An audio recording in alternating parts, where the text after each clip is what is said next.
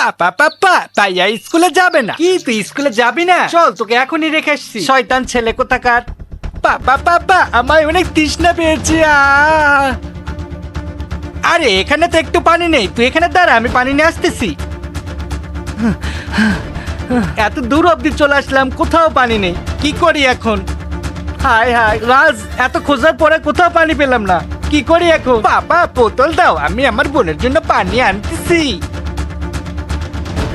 নাও পাপা পানি।